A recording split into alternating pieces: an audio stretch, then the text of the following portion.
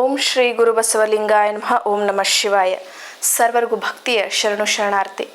ನಾನು ನಿಮ್ಮ ಯೋಗ ಗುರು ಶ್ರೀಮತಿ ಜ್ಯೋತಿ ವೈದ್ಯ ಶ್ರೀ ಚನ್ನಬಸವಣ್ಣ, ಶ್ರೀ ಗಂಗಾ ಯೋಗ ನಿಸರ್ಗ ಚಿಕಿತ್ಸಾ ಹಾಗೂ ಆಯುರ್ವೇದ ಸಂಶೋಧನಾ ಕೇಂದ್ರ, ಹುಬ್ಬಳ್ಳಿ, ಧಾರವಾಡ ಹಾಗೂ ಬೆಂಗಳೂರು.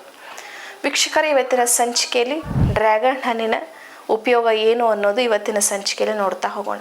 ಪ್ರತಿಯೊಂದು ಹಣ್ಣಿನಲ್ಲೂ, ಪ್ರತಿಯೊಂದು ತರಕಾರಿಯಲ್ಲೂ, ನಾವು ಸೇವಿಸುವಂಥ ಪ್ರತಿಯೊಂದು ಆಹಾರದಲ್ಲೂ ಒಂದೊಂದು ವಿಶೇಷ ರೀತಿಯ ಪೋಷಕಾಂಶಗಳು, ದೇಹಕ್ಕೆ ಬೇಕಾದಂತಹ ಒಂದು ಅಂಶಗಳು ತುಂಬಿರ್ತದೆ. ಅಂಥ ಒಂದು ವಿಶೇಷ ಹಣ್ಣು ಅಂತ ಹೇಳಿದ್ರೆ ಅದು ಡ್ರ್ಯಾಗನ್ ಫ್ರೂಟ್. ತುಂಬ ಜನ ಇದನ್ನು ತಿಂದಿರೋದಿಲ್ಲ. ಅದು ತಿನ್ನೋಕ್ಕೆ ಸ್ವಲ್ಪ ಸಪ್ಪೆಯಾಗಿದ್ದರೂ ಕೂಡ ದೇಹಕ್ಕೆ ಒಳ್ಳೆಯ ಲಾಭವನ್ನು ಕೊಡ್ತದೆ. ಇನ್ನು ಇದರಲ್ಲಿ ಕಲರಲ್ಲೂ ಕೂಡ ವೆರೈಟಿಗಳು ಬರ್ತದೆ. ವೈಟ್ ಕಲರಲ್ಲಿ ಬರ್ತದೆ, ಪಿಂಕ್ ಕಲರಲ್ಲಿ ಬರ್ತದೆ, ಇನ್ನು ರೆಡ್ ಕಲರಲ್ಲಿ ಬರ್ತದೆ. ಹೀಗೆ ಕಲರ್ಗಳಲ್ಲಿ ವ್ಯತ್ಯಾಸಗಳನ್ನು ನಾವು ನೋಡಬಹುದು. ಇನ್ನು ಇದರಲ್ಲಿ ಯಾವ್ಯಾವ ಪೋಷಕ ತತ್ವಗಳಿದೆ ಅಂತ ನೋಡೋದಾದರೆ, ಐರನ್ ಇದೆ.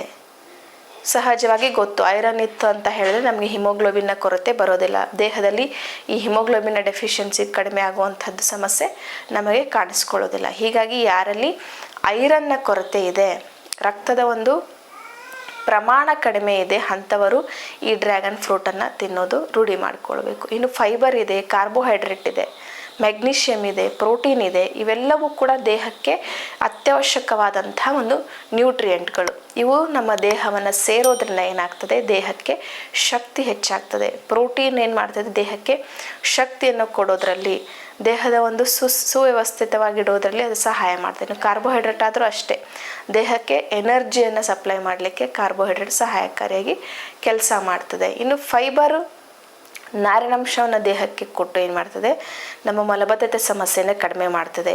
ಆಹಾರ ಸರಿಯಾಗಿ ಜೀರ್ಣ ಆಗಲಿಕ್ಕೆ ಸಹಾಯ ಮಾಡ್ತದೆ. ಇನ್ನು ಇದು ಪ್ರೋಬಯೋಟಿಕ್ಸನ್ನು ಹೊಂದಿದೆ. ಇದೇನು ಮಾಡ್ತದೆ ಅಂತ ಹೇಳಿದ್ರೆ, ನಮ್ಮ ದೇಹದ ಮೆಟಾಬಾಲಿಕ್ ಫಂಕ್ಷನ್ನ ಇನ್ಕ್ರೀಸ್ ಮಾಡಿ ಅಜೀರ್ಣತೆಯನ್ನು ತೊಳೆದು ಹಾಕ್ತದೆ. ಸೇವಿಸಿರುವಂಥ ಆಹಾರ ಸರಿಯಾಗಿ ಜೀರ್ಣ ಆಗಿ ಒಂದು ಸೇವಿಸಿರುವ ಆಹಾರದಲ್ಲಿರುವಂತಹ ಪೋಷಕ ತತ್ವಗಳು ಸರಿಯಾಗಿ ದೇಹಕ್ಕೆ ಸೇರ್ತದೆ. ಇನ್ನು ಕ್ಯಾಲ್ಶಿಯಂ ಅಬ್ಸರ್ವೇಷನಲ್ಲಿ ಇದು ಹೆಲ್ಪ್ ಮಾಡ್ತದೆ.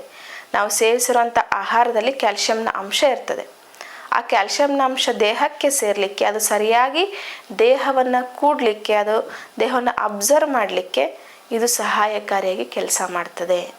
ಇನ್ನು ಆ್ಯಂಟಿ ಏಜಿಂಗ್ ಪ್ರಾಪರ್ಟಿ ಇದೆ.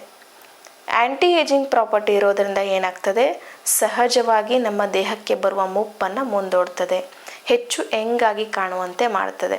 ಅಂದರೆ ವಯಸ್ಸಿಗೆ, ಈಗ ನಿಮಗೆ 30-40 ವರ್ಷ ಆಗಿದೆ ಅಂತ ಹೇಳಿದ್ರೆ ಅದಕ್ಕಿಂತ ಕಡಿಮೆ ವಯಸ್ಸಿನಲ್ಲಿ ಕಾಣುವಂಥದ್ದು. ಹಾಗೆ ದೇಹಕ್ಕೆ ಸಹಜವಾಗಿ ಈ ಸೆಲ್ಲಲ್ಲಿ ಡಿಜನ್ರೇಷನ್ ಉಂಟಾಗೋದ್ರಿಂದ ನಮಗೆ ಏಜಿಂಗ್ ಪ್ರೊಸೆಸ್ ಶುರುವಾಗ್ತದೆ. ಈ ಡಿಜನ್ರೇಷನ್ ತಡೆಗಟ್ಟಿ ಏನು ಮಾಡ್ತದೆ, ನಮ್ಮ ಏಜಿಂಗ್ ಪ್ರೊಸೆಸನ್ನು ಸ್ಲೋ ಡೌನ್ ಮಾಡುವಂತಹ ಕೆಲಸವನ್ನು ಈ ಹಣ್ಣು ಮಾಡ್ತದೆ. ಇನ್ನು ಆ್ಯಂಟಿ ಆಕ್ಸಿಡೆಂಟ್ನ ಪ್ರಮಾಣ ಇದೆ. ಆ್ಯಂಟಿ ಆಕ್ಸಿಡೆಂಟ್ನ ಪ್ರಮಾಣ ಇರೋದರಿಂದ ದೇಹವನ್ನು ಶುದ್ಧೀಕರಿಸಿ ನಮ್ಮ ಒಂದು ಇಂಟರ್ನಲ್ ಆರ್ಗನ್ಗಳು ಸರಿಯಾಗಿ ಕಾರ್ಯವನ್ನು ನಿರ್ವಹಿಸಲಿಕ್ಕೆ ಸಹಾಯವನ್ನು ಮಾಡ್ತದೆ. ಇನ್ನು ನ್ಯಾಚುರಲ್ ಫ್ಲೈನಾಯ್ಡ್ಸ್ಗಳಿರೋದ್ರಿಂದ ಒಂದು ಚರ್ಮದ ರಕ್ಷಣೆಯನ್ನು ಮಾಡಿ ಈ ರಿಂಕಲ್ಸು, ಇಂಥ ಸಮಸ್ಯೆಗಳು, ಮುಖದ ಮೇಲೆ ರಿಂಕಲ್ಸ್ ಆಗುವಂಥ ಸಮಸ್ಯೆ, ಮುಖ ಸುಕ್ಕುಗಟ್ಟುವಂಥ ಸಮಸ್ಯೆ, ಇಂಥ ಚರ್ಮ ಸಂಬಂಧಿ ಸಮಸ್ಯೆಗಳಿಂದ ನಮ್ಮನ್ನು ದೂರ ಇಡ್ತದೆ. ಮತ್ತು ನಮ್ಮ ಸೆಲ್ ಡ್ಯಾಮೇಜ್ ಆಗೋದಂತೆ, ಅಂದರೆ ಪ್ರತಿಯೊಂದು ಈ ಸ್ಕಿನ್ ಸೆಲ್ ಆಗಿರ್ಬೋದು, ಪ್ರತಿಯೊಂದು ಸೆಲ್ಗಳ ಡ್ಯಾಮೇಜನ್ನು ತಡೆಗಟ್ಟಿ ಏನು ಮಾಡ್ತದೆ, ಸೆಲ್ಸ್ಗಳನ್ನು ರಕ್ಷಿಸ್ತದೆ. ಹೀಗಾಗಿ ನಾವು ಏನಾಗ್ತದೆ, ನಮ್ಮ ಯೌವನಾವಸ್ಥೆಯಲ್ಲಿ ಕಾಣುವಂತೆ ನಮ್ಮನ್ನ ಮಾಡ್ತದೆ. ಅಂದರೆ ನಮ್ಮ ಮುಪ್ಪನ್ನು ಮುಂದೂಡುವಂಥ ವ್ಯವಸ್ಥೆಯನ್ನು ಮಾಡ್ತದೆ. ಹೀಗಾಗಿ ಹಲವಾರು ರೀತಿಯ ಲಾಭಗಳಿರೋದ್ರಿಂದ ಏನಾಗ್ತದೆ, ನಮ್ಮ ಲಿವರ್ಗೂ ಕೂಡ ತುಂಬ ಒಳ್ಳೆಯದು, ಕಿಡ್ನಿಗೂ ತುಂಬ ಕೂಡ ಒಳ್ಳೆಯದು. ಇದು ಆ್ಯಂಟಿ ಆಕ್ಸಿಡೆಂಟನ್ನು ಹೊಂದಿರೋದ್ರಿಂದ ಏನಾಗ್ತದೆ, ಆರ್ಗನ್ಗಳಲ್ಲಿರುವಂತಹ ಟಾಕ್ಸಿಸಿಟಿಯನ್ನು ಹೊರಗೆ ಹಾಕೋದ್ರಿಂದ ಆರ್ಗನ್ಗಳ ಆರೋಗ್ಯದ ಮೇಲೆ ಪ್ರಭಾವ ಬೀರ್ತದೆ. ಆರೋಗ್ಯಕರವಾಗಿರಲು, ಕ್ಷಮತೆಯಿಂದ ಕಾರ್ಯನಿರ್ವಹಿಸಲಿಕ್ಕೆ ಸಹಾಯಕಾರಿಯಾಗಿ ಕೆಲಸ ಮಾಡ್ತದೆ. ಹೀಗಾಗಿ ಪ್ರತಿಯೊಬ್ಬರೂ ಈ ಹಣ್ಣನ್ನು ಸೇವಿಸುವಂಥ ರೂಢಿಯನ್ನು ಇಟ್ಕೊಳ್ಬೇಕು. ಪ್ರತಿನಿತ್ಯ ಸೇವಿಸ್ಲಿಕ್ಕಾಗದೇ ಇದ್ದರೂ ಕೂಡ ವಾರದಲ್ಲಿ ಒಂದು ಸರಿನಾದರೂ ಈ ಡ್ರ್ಯಾಗನ್ ಫ್ರೂಟನ್ನು ತಿನ್ನೋದ್ರಿಂದ ಇನ್ನೂ ಹಲವಾರು ರೀತಿಯ ಆರೋಗ್ಯದ ಲಾಭಗಳನ್ನ ಪಡಿಬಹುದು ಅನ್ನೋ ಮಾತನ್ನು ತಿಳಿಸ್ತಾ ಪ್ರತಿಯೊಬ್ಬರಿಗೂ ಭಕ್ತಿಯ ಶರಣಾರ್ಥಿ.